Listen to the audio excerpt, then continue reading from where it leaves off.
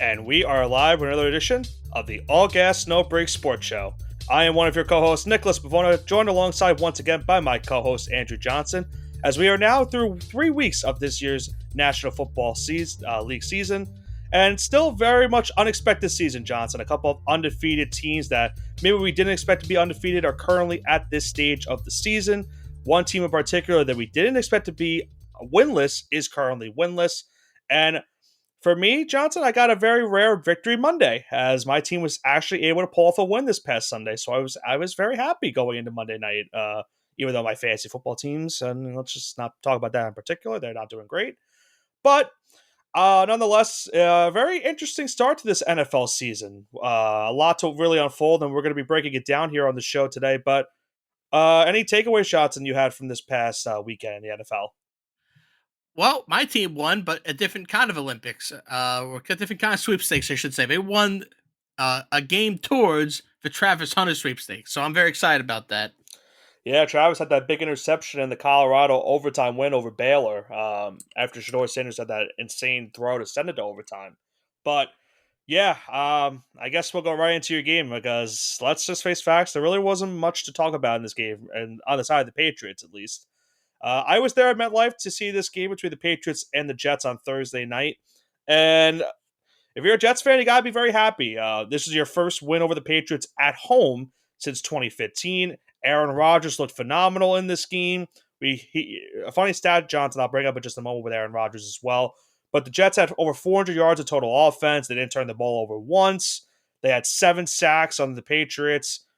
We saw Drake May enter the game late, but he got kind of killed when he got brought into the game. That's another story for another day. But Rodgers and company look good. The Jets get the big win. They go to 2-1. And if you're a Jets fan, this is kind of what you were hoping for when you got Aaron Rodgers last season, albeit you only got him for 4 plays. And maybe there was a little bit of a, had to take a big breath and make sure he wasn't going to get injured again on the same field he got hurt last year. But, thankfully for Jets fans, he was able to play the whole game and get the Jets a much-needed 21-point win over New England. This wasn't really that impressive. Like, the Patriots are not a good team. No. For them to only put up 21 points, that's like alarm bells right now. I know Aaron Rodgers, yada, yada, he's old, 40 years old, yada, yada. I don't really care. You should have beaten this team. For the Jets? What? You think it's an alarm bell for the Jets? Listen, 21 points against this Patriots. Well, they put up 24, this is not a good Patriots. They won by 21. Oh, yeah. This Patriots defense is not good. This Patriots defense, they were selling this team in August when they said, okay, let's get rid of Matthew Judon.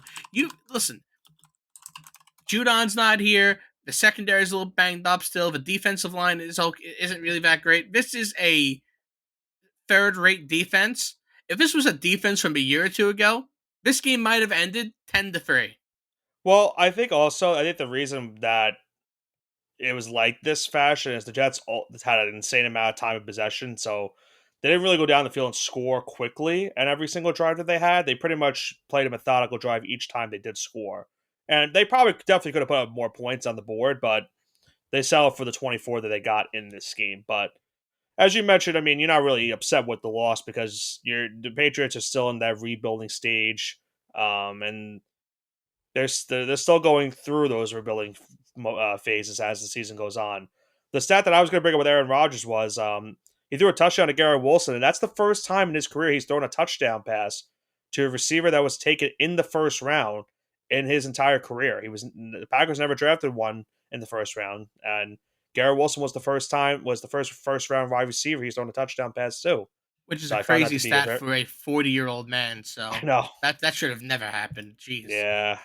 Yeah, some tough times in Green Bay. And I gotta talk about the no Jabril Peppers, no Jawan Bentley, no Dietrich Wise. So like this is even the defense, like you were playing second and third stringers on defense. This should have been a way easier game. But I really want, I'm not mad that they lost. I kind of want them to lose. They're going to play San Francisco. I hope we lose against them. Then we play the Dolphins. Listen, if we might beat the Titans and the Bears. You might beat the Dolphins. Nope. Don't even you don't think so after what happened on Sunday? Nope. I don't really care. They're You gonna might figure it beat out. San Francisco the way their game went on Sunday Oh, too. we're not gonna beat San. You, This is I a mean, bit. I We're mean, not you gonna beat San shouldn't, but Francisco. the way they played on Sunday, which we'll talk about too, that's why I say that that was a rough showing for the Niners on Sunday. But Jonathan, there was a team on Sunday that didn't have a rough outing, albeit the other team did.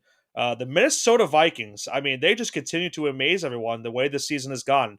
All the injuries they had in the preseason, and yet they are now going into week number 4, 3-0 after they dominated the Houston Texans this past Sunday, 34-7, the final in that game. We talked about it in the college football podcast that we did this past week. That Brian Flores is doing a great job right now with the Vikings, especially on the defensive side. The first 3 weeks of the season, dominated the Giants in week 1, pretty much dominated the 49ers last week, and now dominating CJ Stroud and this entire Houston Texans offense, only allowing that one touchdown in this game. And I've given Sam Darnold a lot of crap in his career. I mean, I wasn't the biggest fan of his coming out of college, but he's got to be one of the leading candidates to potentially be in that MVP race right now. The way the season has gone, he leads. I think he's either leading the league or he's tied for the league lead right now in touchdown passes with 8, and he threw another 4 this past Sunday to now lead Minnesota, as I mentioned, to this 3-0 start. Yeah, Brian Flores is doing magic with that Minnesota Vikings defense, and you have to kind of think about it a little bit. Do you think that the Miami Dolphins made a mistake? I think they did. I really think they did at this rate. Sam Darnold, do you think the Jets made a mistake? Well, I think for Darnold, it's no the He needs to Jets move could on. he needed to move on from the Jets. You can make the case he needed to move on from Carolina because we all know how Carolina is with their quarterbacks, albeit they actually also pulled off that stunner this past Sunday again, the win over the Raiders. But um he needed to change the scenery. We didn't know if he was going to be the quarterback going into the year. You kind of got the sense, oh, he's going to start at least for a couple of years. They probably bring in McCarthy once McCarthy's ready, and then McCarthy goes down, so it's automatically Sam's job to lose. And he's done a fantastic job so far. And I keep mentioning this. I mentioned this a couple times off the air. He's playing his way into a contract extension. Maybe not with this team. Who knows I what they think they do keep next him. season? I think they definitely keep him because why would you mess with a winning formula? I think I they're more know, likely to but deal JJ because I that's the know. unknown right there. JJ is Right, the that's the unknown where problem. Sam Darnold is the known. Right, but my problem with it is that then you waste the first round pick of McCarthy, and Sucks. then yeah, that Listen, that's a good problem to have. it Oh is a no, good our problem to first have. round quarterback didn't pan out. We ended up getting this guy anyway. That's a Pro Bowl caliber quarterback anyway. Oh no, woe was me. Like All I know is for Darnold, no matter what, he's gonna get a good payday at the end of the season, whether it be with he the is. Vikings or just with another If he team. keeps this up, of If he course, he has to right, keep this right, up. that's the biggest point. And they have a big game on Sunday as well, so that'll be a very good test for him, considering it's a road game in Lambeau. That's going to be a huge game for the NFC North as well in that one. But gotta tip your cap to Sam Darnold and this Vikings team, despite all the injuries and stuff that's happened, so far this season. They are off to this 3-0 start, and you know, we'll talk about some of the other undefeated teams we have this season, but it's crazy to think that guys like, we expected guys like Mahomes and Josh Allen to be 3-0, right? And then you didn't expect guys like Justin Fields, Geno Smith, and Sam Darnold to be in that same category as Allen and Mahomes as being the one of 5 remaining teams in the NFL as a undefeated team going into week number 4 of this season. It's just crazy. It's just a wild stat to think about. Yeah, this is kind of crazy, but this is what we really have to. This is the NFL we live in, so Yeah. uh, I'm excited for this. I feel like it's great for the league to have this kind of stuff. Yeah, I mean, listen, it kind of reminded me of the 2017 year. You know that year very near dear to Very your well. heart. That was a feel good season for the That was Vikings. well, yeah. Remember that was the year with. I mean, obviously that year didn't end the way you wanted as a Patriot fan, but that was the year you had Blake Bortles, Case Keenum, and Yeah, what was the what's the other Nick guy? Foles. Nick Foles. Thank you. I don't know. Of course, the guy that actually won the whole thing. Of course, I forgot the Eagle quarterback. Yeah, and Tom Brady. That was the final 4 quarterbacks in the championship round. It's you're kind of getting that similar eerie feeling the way this season's gone so far, and maybe that's what happens at the end of the year. Maybe that's what we have as our final 4 quarterbacks, something similar to that effect. So we'll have to see. Um, We almost had another undefeated team stay the way undefeated, and that would have been the New Orleans Saints. But different plans were made by the Philadelphia Eagles, as despite Nick Sirianni almost costing the Eagles this game for a couple of missed fourth down conversions, a blocked punt. Jalen Hurts didn't really have. He had an all right game, threw another interception, which is definitely a concern. The big story to take away from this game, Johnson, is the Eagles went 15-12. Saquon Barkley and the defense were the biggest reason that they won this game over the Saints. And if Nick Sirianni's got people to thank in this one, it's definitely Barkley and that entire defensive front for what they did this past Sunday against New Orleans. Yeah, New Orleans looks like they had this game in the bag. Especially after the Olave 3-point touchdown. game. Yeah, I mean, listen, it was a 3-point game going into the fourth quarter, I believe, and they had the lead, and it was 3-0. The Eagles couldn't do anything. Yeah, the Eagles literally could not do a thing. When I say the Eagles were they driving, had a 3-point game, that was the it. Eagles were driving, and they just didn't take the points. They kept going for it, and then when they finally went for the points, they went for a 60-yard field goal, and they missed it. I mean, it is what it is, but they end up with the victory because on the back of Saquon Barkley. Yeah. And I will say this, he's having a phenomenal start of the year, but he's got to slow down eventually.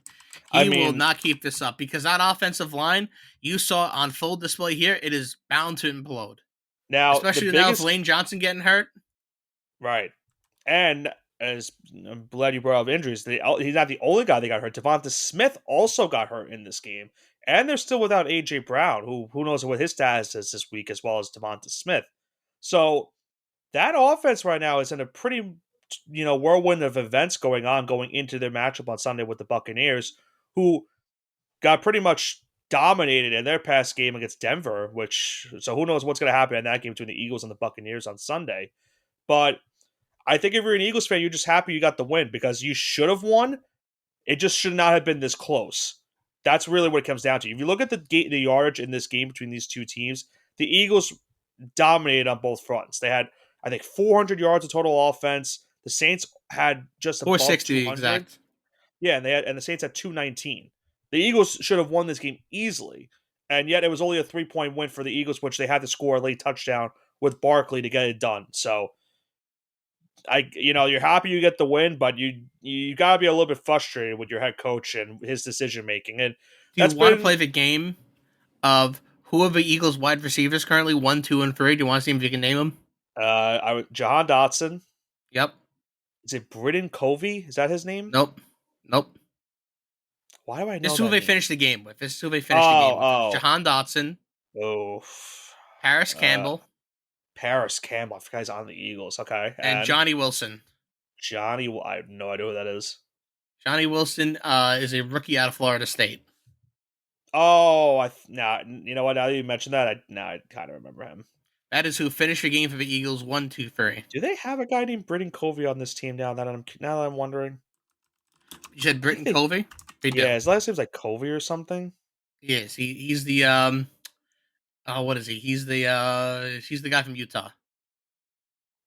Why do I know that name? I don't know. He's been on the team for a couple of years. He was really good in college. Sure.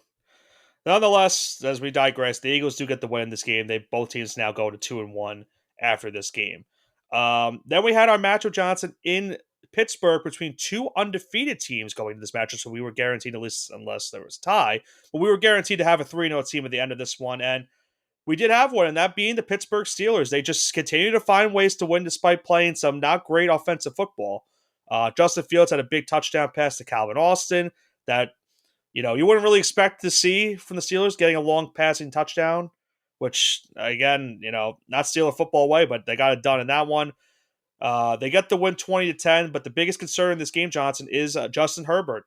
Had a high ankle sprain going into this game, was a game-time decision, did start the game, but then got injured in the third quarter, did not play the rest of the game, so he re-aggravates that same as that injury that he has. So certainly a cause for concern if you're a Chargers fan going into a huge game with the Chiefs on Sunday. And for the Steelers, they now go to 3-0, and it might be ugly football, but they were still winning, and I guess that's all that matters at the end of the day. They gotta trust Justin Fields to throw the football. I get it. It feels like you still have Matt Canada. Listen, Arthur Smith, you gotta remember this also. I know, but he's not throwing. Oh, they say, oh, they don't trust him to throw over the middle yet. Listen, you're 3-0. Right. You That's you got to why the swing. Calvin You're Austin playing touchdown was so surprising because it was a throw over the middle and he went all the way for the touchdown. like these defenses know that you're not throwing over the middle. They're gonna get wise to it. You have to at least sneak it in there sometimes. Like, geez, they're playing the Colts this week. They have the worst probably passing They are the defense in the NFL. Well, they also are the worst rush defense in the NFL, so they probably will go back to the run again this week. Have you listen? If they have the worst pass defense, and you know you can Their fall back defense on has the been run, brutal all you got season. you got to experiment right here. This is the game you experiment in when you know they have the worst defense overall, where you can fall back on the run if one or two drives don't go your way. This is the game you got to experiment. Yeah. And the Chargers, I think this is just a bad game overall because not only does Herbert got hurt, Bosa got hurt early in the game, Rashawn Slater got hurt, and Joel got hurt. Both their tackles, as well as their top defensive pass rusher and their starting quarterback, got hurt in this game. All former first round picks. Bad day to be a Charger But fan on Sunday. we can talk about good things though. Yeah, Quentin Johnston looks good. yeah, he's been doing better of late. So I mean, he's not getting too many targets, but he's catching them. That's the thing. as He's long as catching them as a Herbert's way higher rate than last year. as long as Herbert is starting, and Jim Harbaugh continues to bottle it down to his brain that you can catch the football. We know you're good. At least you were good out of college. Then the Chargers will be maybe they'll be fine. Who knows? But if they don't have Herbert this upcoming Sunday, it's gonna be a long game against Kansas City. It's going to be a very very long game for that one. And Kansas City will end up being 4-0 in a league they should really be 500 at best. Yeah, you can make that case, especially what happened Sunday night, which we'll talk about in just a little bit. But we kind of spoke about this team a little bit early on, that being the San Francisco 49ers. And Jonathan, I just don't know what to say about this team after this past Sunday. 13-point lead at one point I'm sorry, let me rephrase it. A 10-point lead for the Niners in the fourth quarter with 11 minutes to go in this game. Even 6 minutes left to go in this game. The Rams rattle off 13 unanswered points in the final 6 minutes of this game. 2 field goals, a Kyron Williams touchdown. And despite the injuries that they had going into this game, the Niners had their injuries as well.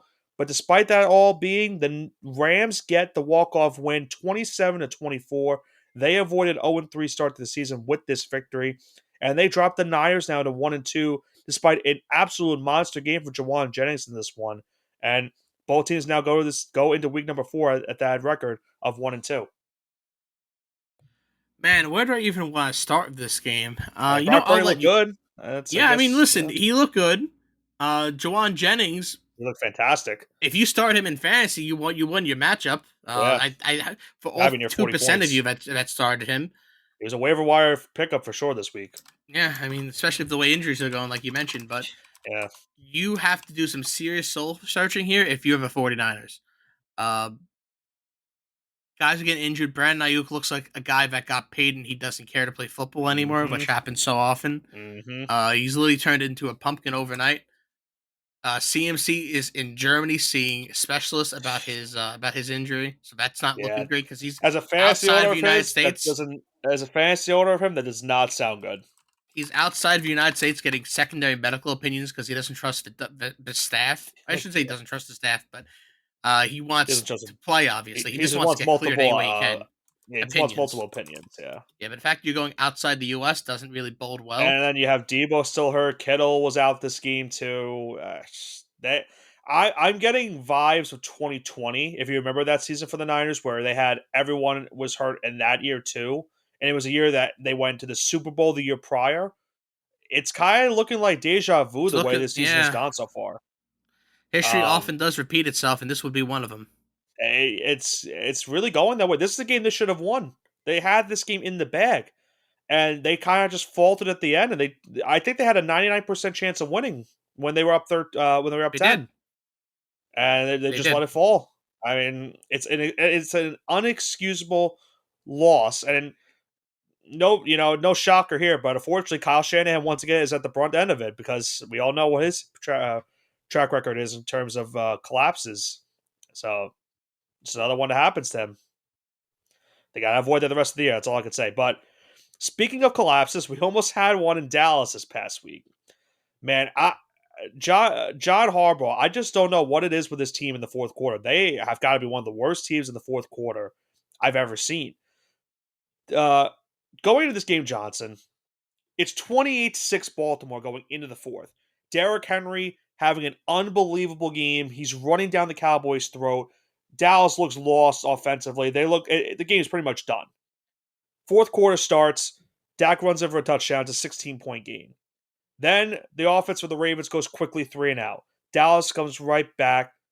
Oh, I'm sorry. No, I got my track order wrong. Dallas gets the touchdown to go up 16. They get an onside kick to get the ball back, make it a 10-point game with another touchdown. Then they force a punt later on, and with under 3 minutes left, they get a touchdown to make it a 3-point game.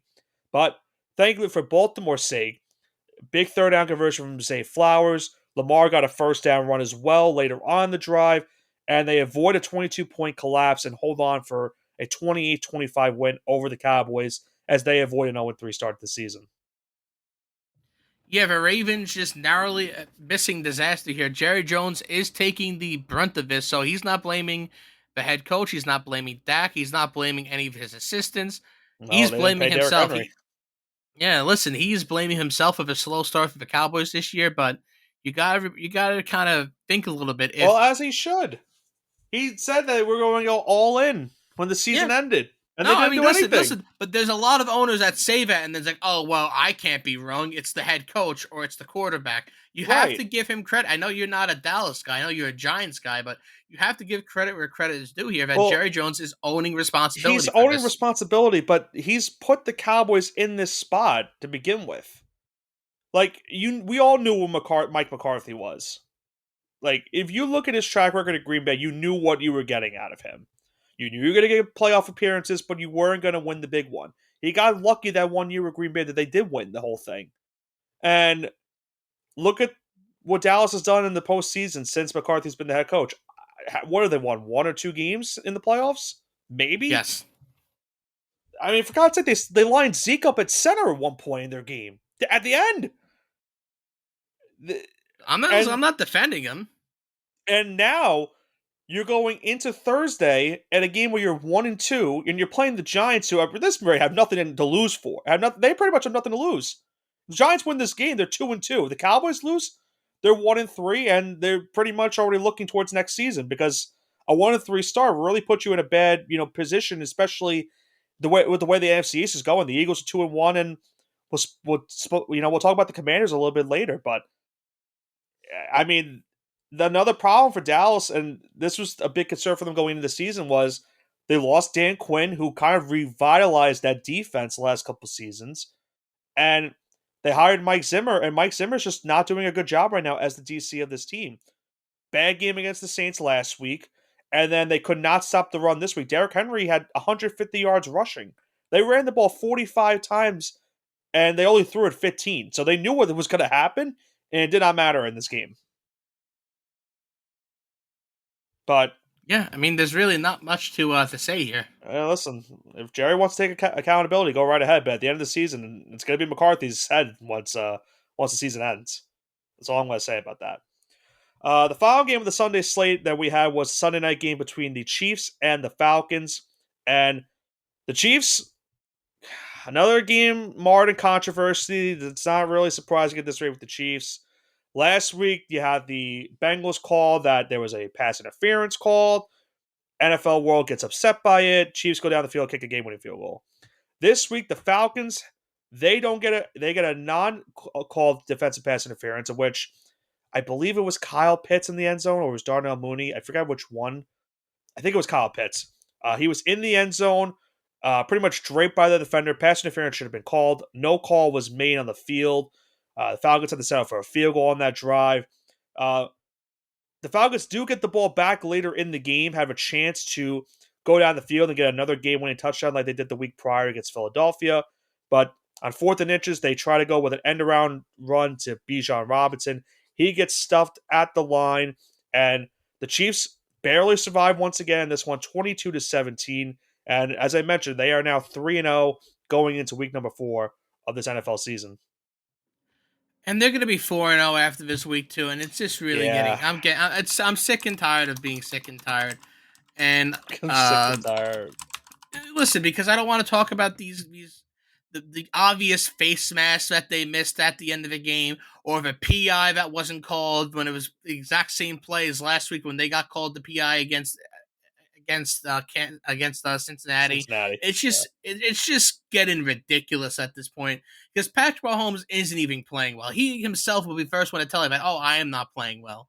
And I said last year that he had already peaked, and people really jumped down my throat. Oh, you can't say he peaked. And now, are you starting to think just maybe a little bit, Nick, that he did peak? Just a tiny bit. You can even like a centimeter of doubt can I'm creep not. into your mind, I'm thinking, still not willing to go there.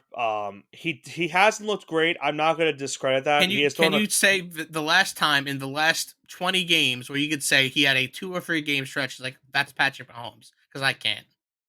I Listen, I'm cannot not say going to. legitimately. I know he was a Pro Bowler last year, but the Pro Bowl doesn't really mean much. There is not a 2 or 3 game stretch last year where I said, "Yeah, that's the MVP right there. That's the Patrick. Remember, That's prime Patrick Mahomes."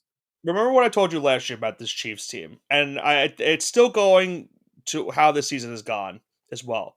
This Chiefs team has gone from, and we remember when Patrick Mahomes' peak started. If you want to say his peak is over, this was a team that was known for offense. You know, they were having to put up points every single week, and you knew they were going to put up that many points. And the defense didn't have to do much. Sometimes they would give up a lot of points, but sometimes they would play decent enough to win. Now we're in the stage of the Chiefs where their defense is the reason that they're winning games. And they've been playing great once again, even with some losses that they had in the offseason. They're still playing some phenomenal football. And they're a big reason why they won the Super Bowl last season. If not for that defense, they don't get to the Super Bowl last year. And they're playing phenomenal once again. The Falcons have had an up and down year so far offensively, but they did a great job of this game. Bijan Robinson was a non-factor. They forced Kirk Cousins, into some duress during the game. He threw an interception, was sacked twice. The Falcons are still getting there. They're not just there just yet with this team. They're showing some good signs throughout the first 3 weeks, but there's definitely a little bit of a cause for concern if you're Kansas City. You are 3-0. You most likely will be 4-0 this upcoming weekend if you beat the Chargers, but you're still trying to find your groove offensively. Kelsey hasn't looked great this season. You're still without Pacheco with his injury. Carson Steele was the running back one this week. He was all right.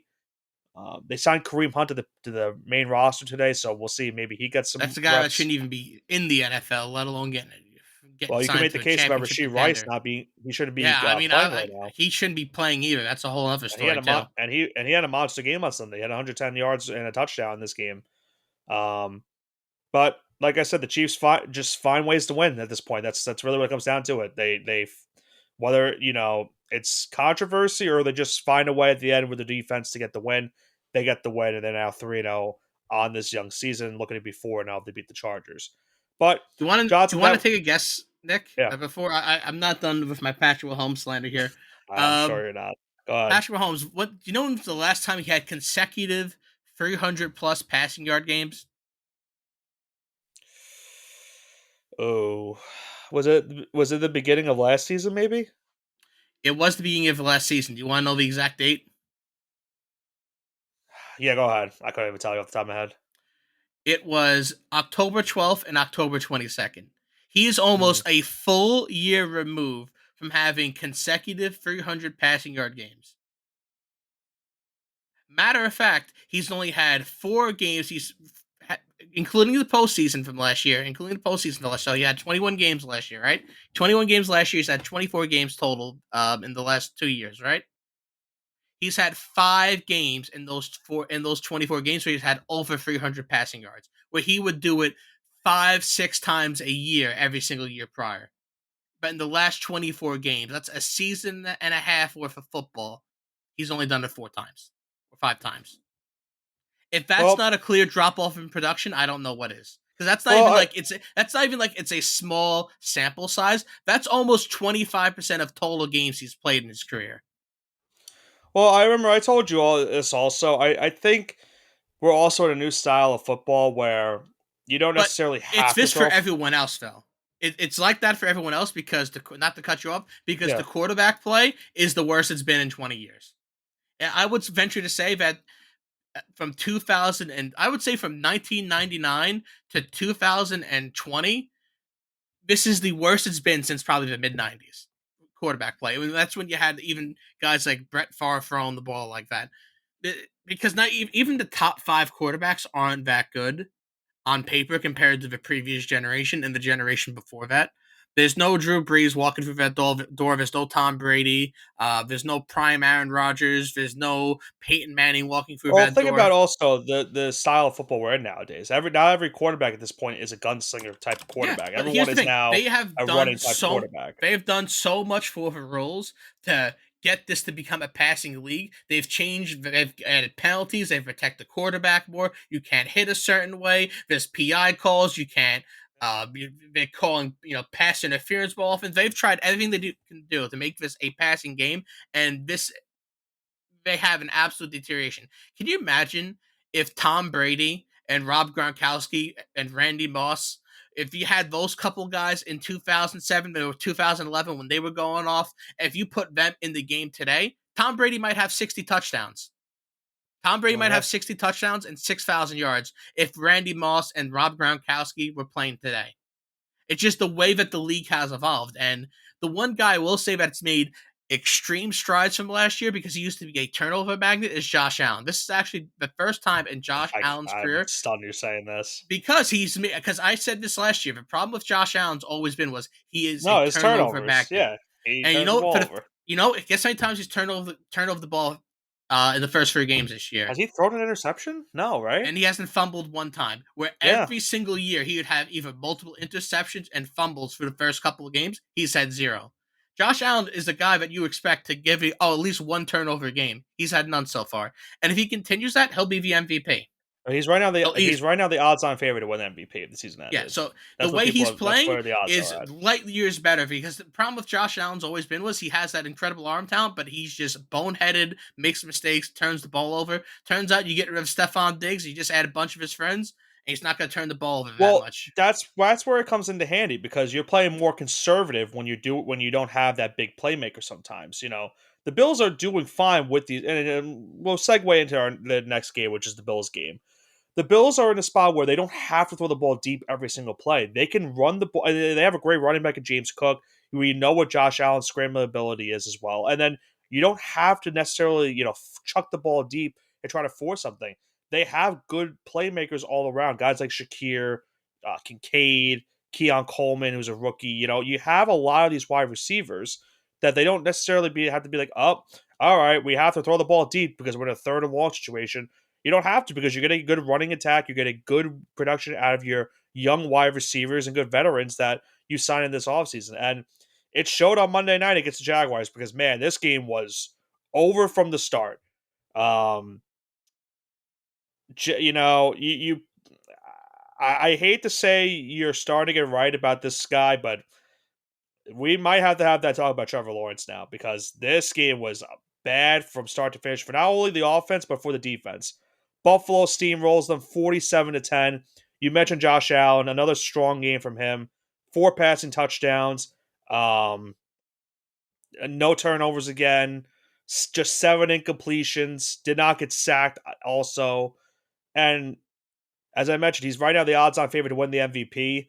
And Buffalo right now is looking like a well-oiled machine, considering the fact that, as you mentioned, they lost Stephon Diggs. And not only did they lose Stephon Diggs in the offseason, but they lost other guys, especially on their Gabe secondary. Davis too. They lost Davis Gabe White. Davis, and I think has been addition by subtraction because I have a personal vendetta against him I too. know you don't like Gabe Davis. Gabe Davis was very irrelevant in this game, but they also lost Davis White in the secondary. They lost Micah Hyde in the secondary. They lost Jordan Poyer in the secondary. Like, they lost so much in the offseason, and yet they look like a way better team this season compared to how they started last year. And they're now 3-0, but on the other side of things, Johnson, now the Jaguars, they fall to 0-3, and I know you want to have this talk about Trevor Lawrence, so if you want to go right ahead, go for it. All right, so I've been on this Trevor Lawrence. I don't want to say crusade because It's been uh since last season, for since sure. last season because listen, you want to give him the benefit of that year one because he had the worst head coach in NFL history. Go ahead. He had a Pro Bowl season year two. He had a good year. He Yeah, had that won a division title, one division, pulled out had that that. huge comeback against the Chargers. Yeah. Great.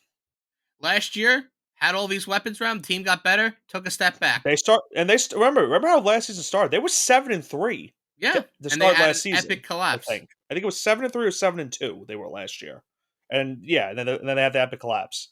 Yeah, it's not like he didn't have weapons. He had a Pro Bowl caliber tight end and Evan Ingram. Excuse me. It's okay. I know you don't like Evan Ingram, but he is a Pro Bowl There's just caliber one tight end. specific play I don't like him for, but he's been doing good in Jacksonville, albeit that he is hurt right now.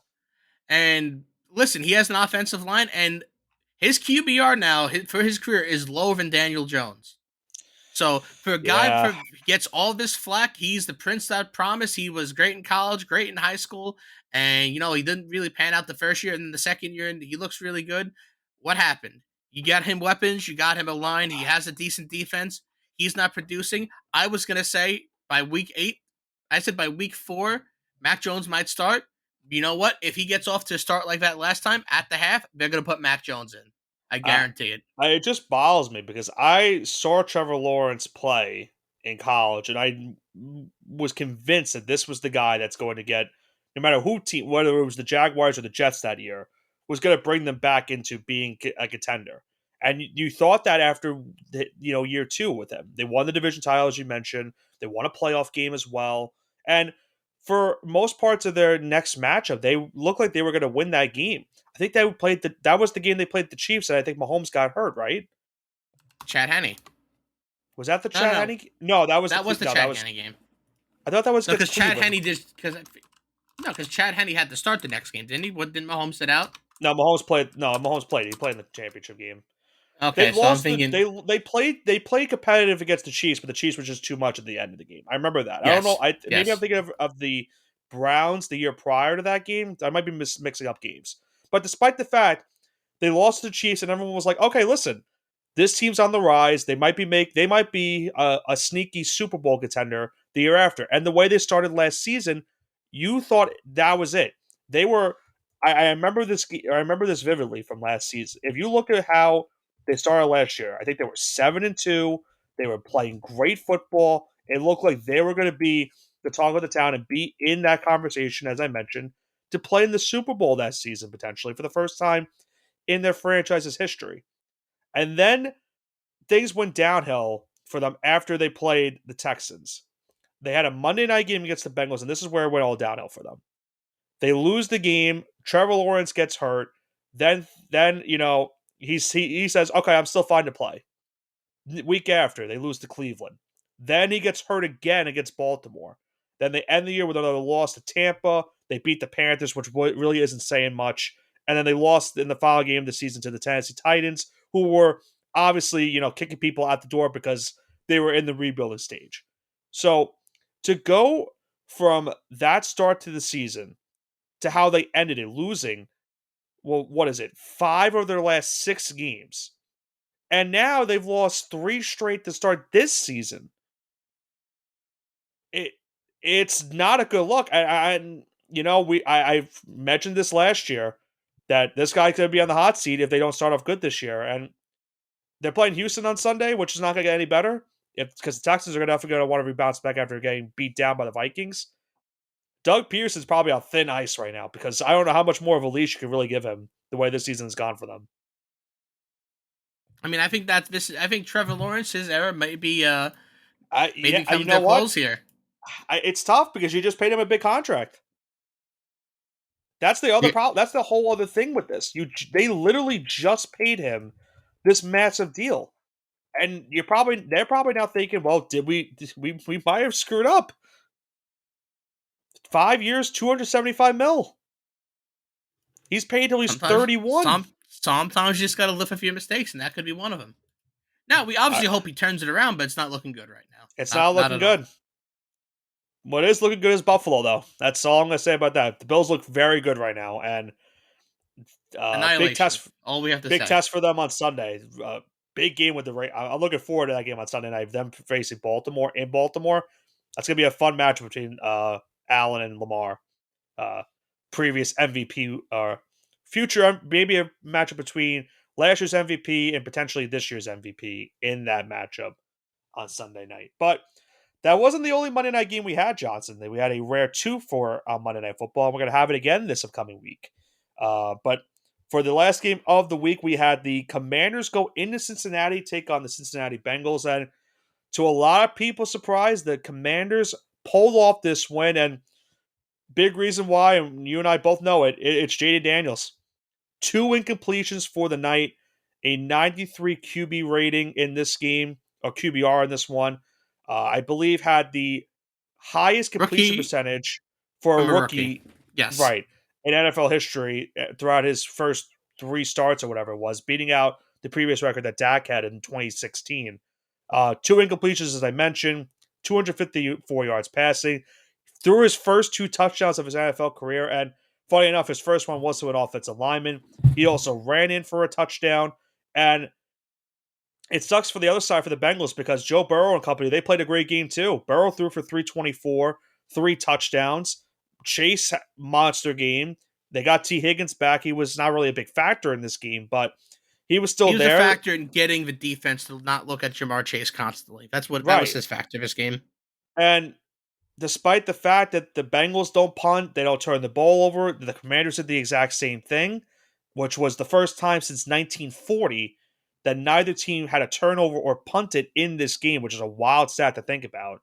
But with that all being said, the Commanders get the 38-33 win. They go now to 2-1 this season, and they now drop the Bengals to an 0-3 start on this early 2024 season.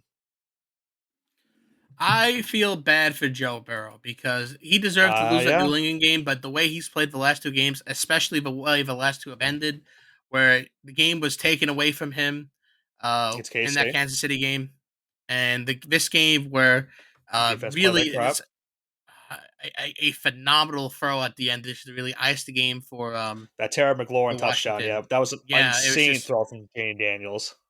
yeah. I mean, listen. I think he's the pick over Caleb Williams. I've said Yeah, it for a little yeah. bit now, You and I said think it he's during proven it you year. said it during the draft. You know, when we were doing our mock draft, I we said was the same saying thing. I was saying that since December. I've been saying that for about a year now that he is the guy, and Yeah, I believe he is for real. And I think this yeah. game was his coming out party. He had 2, like you said before, off the year. That was his coming out party. Like, You're right, like but this I was can't his. remember a quarterback that started this sharp out the gate as a rookie. Because Uh, listen, there are other right. guys like you said, C.J. Stroud before, but he didn't have 2 victories. Yeah, Like he didn't have right, a performance like this, like the first 2 right. games. He kind of struggled his first game or 2. I think the comparison I had for you was Cam Newton in his rookie year because I I would remember say yeah, Cam Newton is a good because his is a good first game, comparison. if you remember, in 2011, um, he threw for like I think it was 400 yards passing. He threw in his first game in the NFL. His 403 first to 2 be games, yeah. exact. He threw for 422, if I'm looking at the right stat, and then 432 the next week. And that's really where I got that comparison from, where he had an insane start to the season, was throwing it for a lot of yards, and was doing great things for his team. Now, the problem for Cam was the Panthers around him kind of sucked, so they weren't really winning like Jaden Daniels is doing right now. And I mentioned for you for Jaden Daniels that this was his breakout game. And I said that because week 1, he played, don't get me wrong, he played good against Tampa Bay. But most of his stats, kind of came towards the end where they were getting blown out. So it was kind of maybe you consider that garbage time. Last week against the Giants, he didn't have to do too much because Brian Robinson ran for near 150 yards. And that was the reason why the Washington was able to get down the field a lot. Daniels made some great throws in that game, don't get me wrong. But they were able to run the football really easily in that game. This game right here was the game for J.D. Daniels. This is the welcoming party to the NFL for him. With just 2 incompletions, 2 beautiful touchdown passes, a touchdown rush himself, and it's Washington. I mean, for the first time in what seems to be a long time, they finally have hope. They get rid of Dan Snyder as the owner. They're now 2-1 on the season, and you're having some great quarterback play so far out of your rookie for the first time since, as I mentioned a couple weeks ago, since RG3 was doing this his rookie season as well for this Washington team. But I think But you kind of summed it up well there, so we can go I straight into our will, mushing hour now. I will say before we go into that, I've said this multiple times, Johnson, and I'm going to keep saying this until it does happen. Please get rid of Zach Taylor because Joe Burrow does not deserve this crap right now. That Super Bowl run saved his job. I know. It makes then they made another playoff appearance or two after that, and yeah. If they missed, I hate to say I hope they missed the playoffs, but I really would like them to miss the playoffs because they need a new head coach. He's just not it. But the problem is with Chase in a contract situation as well as T Higgins, and we talked about this in week 1 after they lost to New England, as well as last week. They're in for a rough offseason because who knows what their team's identity is going to look like at the end of the year. You're going to have Burrow, surely, because you haven't paid for a long time now, but your top 2 wide receivers, who knows what the status of they're going to be right now, with the way that's going. But I digress. As you mentioned, we do have the mushy hour. Let's face facts. You had a very good week in week number 3. You went 6-3 last week, so the first time in a Yeah, long I'll time take someone's had a 66% positive record. winning percentage. That's a great week. Now, for me, I was on the flip side of it. I went 3-6, so I That you continued got to to work suck on. That I continued to suck on.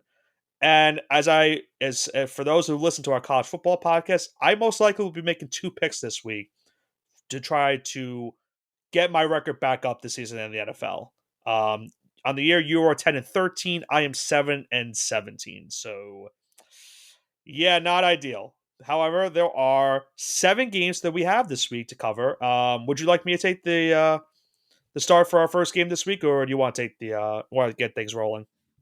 I'll get us rolling with Okay. the Dallas Cowboys coming into MetLife Stadium, beautiful New Jersey, Just with a get that today. sunshine is here. Yeah. Okay. Sunshine and rainbows in New Jersey here.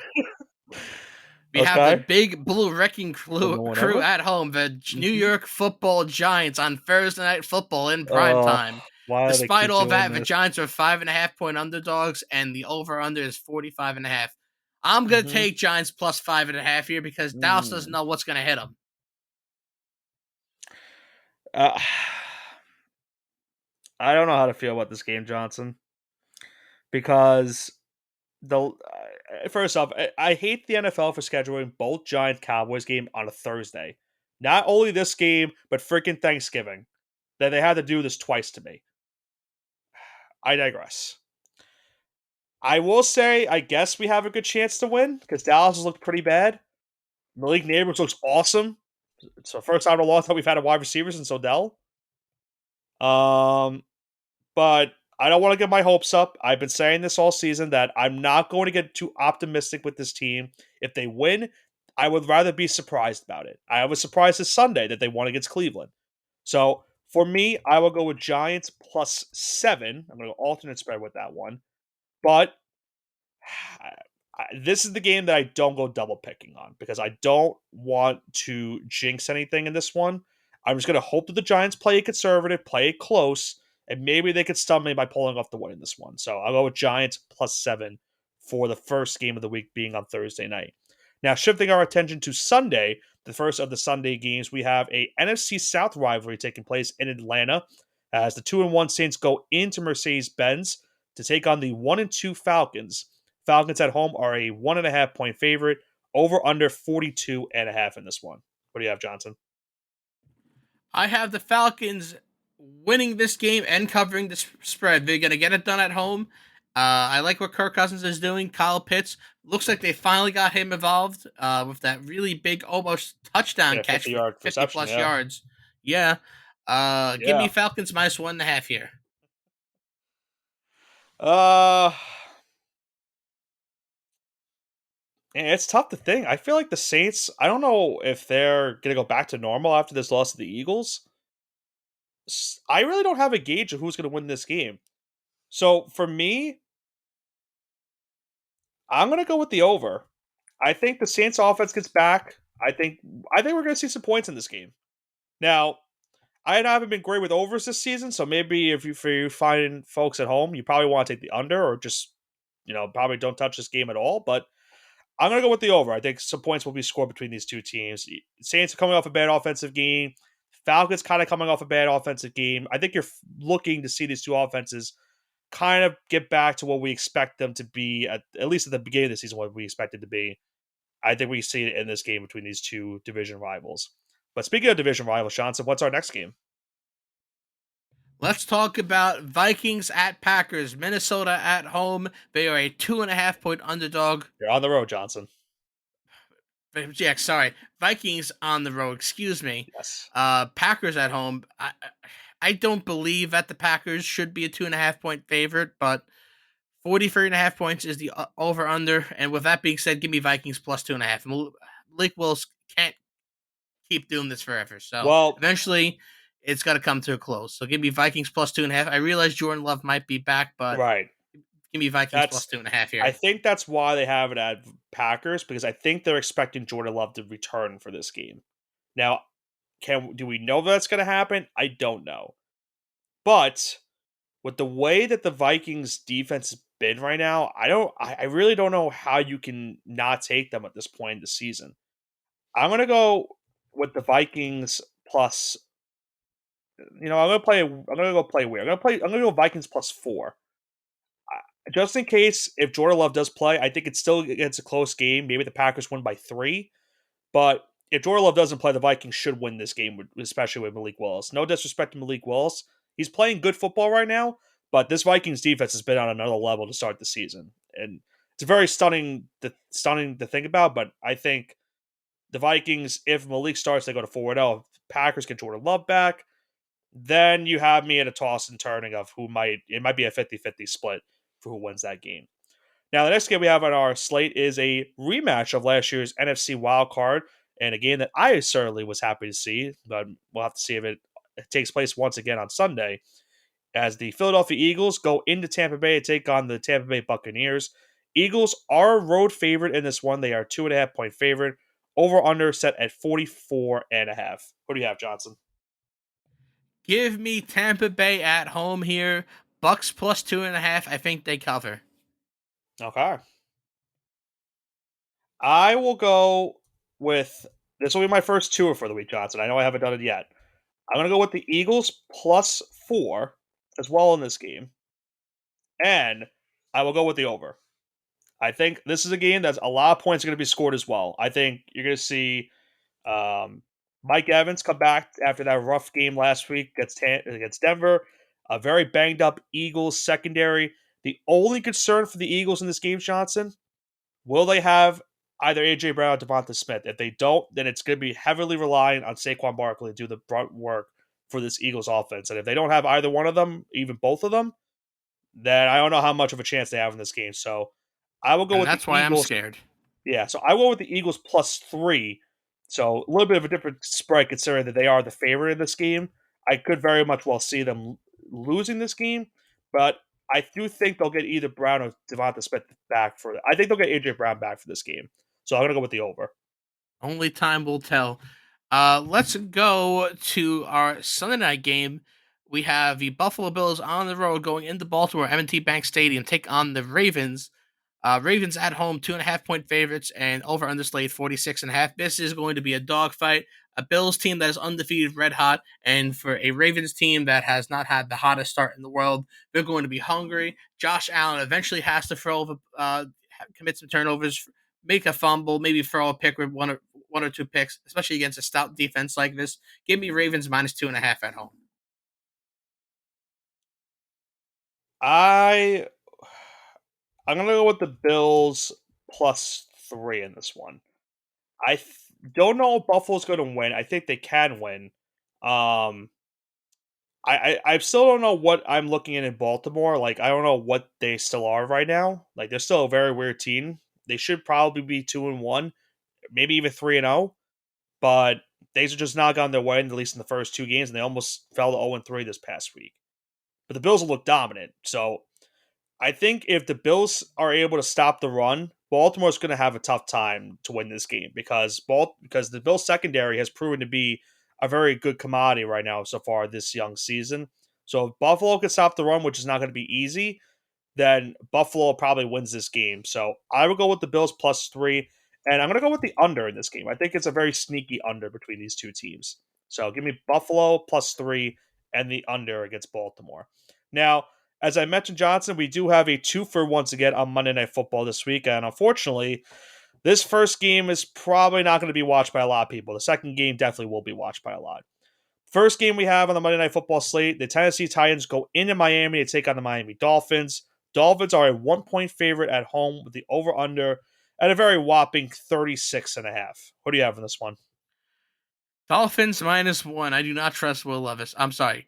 I do trust Will Levis. Well, Let me you take have that. to. Do you trust I Will have. Levis, though? I mean, I have to trust. I was going to say I don't trust Will Levis. Give me the Dolphins, but then I realized I don't even know who's going Or, to be the starting quarterback of the Dolphins. So, with that yeah, being Skylar said, Thompson is give me turning the day to day. known over the unknown. So, give me Will Levis and the Titans to at least cover here. Titans +1. I'm not going to sugarcoat it. I've already kind of not sugarcoated it. This game's going to probably be bad. This is going to be a really, really bad game. Levis has been a turnover machine, and the Dolphins have potentially their third string quarterback starting this game. So I don't know. Uh, Titans +3 and give me. I'm gonna. It's gonna be a first for us, Johnson. I don't think we've ever done an alternate over under. I'm gonna do. I'm gonna do over third. I'm gonna do over 32.5. A first time for us here on the show that I do an alternate That uh is really total bad if you really points. think that 17-16 might be the final score here and I you're think it struggling with really that. could be. That's the problem. There's not gonna be good quarterback play in this game. But what's Hot our take. final game for Monday Night Football? We have the Seattle Seahawks here going into Detroit to take on the Lions. Lions are at home. They are a 4-point favorite on Monday Night Football, the primetime Monday Night Football game. That's gonna be a good 47 and game. a half is the slated over under. With that being said, give me Lions -4. That dual threat backfield is too much. Amon-Ra St. Brown, Jameson Williams, uh, Maybe Jared Sam Goofball. Laporte is actually hurt, so maybe not. Yeah, Sam Laporta, definitely not. But give me them to at least ride this lightning into a Lions victory where they cover. So Lions -4. Well, if you notice how these games have been the last couple of years, Johnson, between these two teams, they're very high scoring games, and Seattle sometimes is usually the one that gets the win. And so I would not be surprised if Seattle pulls this off. Remember, they're 3-0 right now this season, so they're looking to be 4-0 in this game. I'm going to go with another twofer. I'm going to go with the Seahawks +7, and I'm going to go with the under. I think we've seen the Seahawks defense; they're playing phenomenal football right now. And I think the Lions will also have a good defensive game. I expect a lot of running in this game. You talked about Montgomery and Gibbs, how what they've been doing this season, but look at what Seattle's also been doing. This is without Kenneth Walker. Zach Charbonnet's been looking pretty good the last couple of weeks. I expect the Seahawks maybe to lean into the run a little bit more this week against this Detroit front, especially considering the fact that you're facing guys like Aiden Hutchinson. You don't want to get Geno Smith killed back there. So maybe get a little bit of a little bit more off of him by getting it to Charbonnet, or if they hopefully get back Kenneth Walker. So Seahawks +7 and the under to wrap up this week's mushing hour in the NFL. Any final thoughts, Johnson, before we wrap this one up going in to week number 4 and see how it all unfolds going into week number 5 next week? Hashtag tank for Travis. And if you're a Giants fan, hashtag March for Arch. I do like March for Arch. I would be down for that. Or win for Quinn? Maybe? No, No, no. I'm March not. for Arch. You want to March. lock I Daniel want Arch Jones up Manning. for one more year. Honestly, you know what? If I'm the Giants, I just sign Daniel Jones and I just completely tank the next 2 years. Well, he's still And signed. He's not. He just you has know the what I mean. clause. I Just yeah. I extend his contract, and you take Arch Manning next year. You just make him sit behind Daniel Jones for one more year. You have like 4 of Oh your hell elite no! neighbors Start him at that point. immediately. No, no, make him sit a year. Make him sit a or, year. Be or good.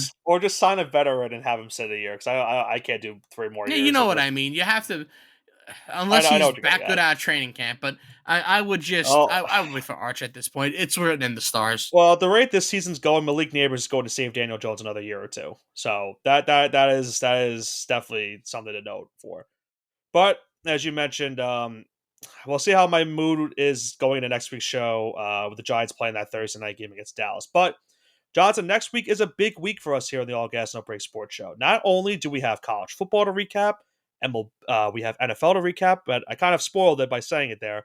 We have the MLB to recap. The final game of the MLB regular season is this upcoming Sunday. So while our NFL Sunday is going on, we will have the MLB regular season come to an end, which means the postseason is on the horizon. So here on the show, we will be breaking down each playoff matchup while giving our predictions who will be making it to the World Series and ultimately winning this year's World Series championship. So a 3-week episode for us next week here on the show. So definitely stay tuned here on the All Gas No Break Sports Show to see what our picks for not only the next week of the NFL season, the next week of the college football season, but of course, how we think the MLB season is going to end this upcoming October. So fun times certainly ahead for us on the All Gas No Break Sports Show. But that is going to do it for this week's edition of the NFL, as week number 3 is in the books, and we now head to week number 4. For my sake, I hope the Giants can win on Thursday, but I'm not going to get too much optimism. We'll see next week if I am in a good mood when we recap the Cowboys and Giants Thursday night game, but as well, some pivotal games between the Falcons and the Saints, Vikings and Packers, Eagles and Bucks, and then our primetime games with the Bills, Ravens, and the Seahawks and Lions. I won't mention the other Monday night game because no one really is going to watch that game anyway. This has been Nicholas Mavona, joined alongside with Andrew Johnson for the All Gas No Break Sports Show. Have a great rest of your week, and we'll see you next week for our 3-week episode.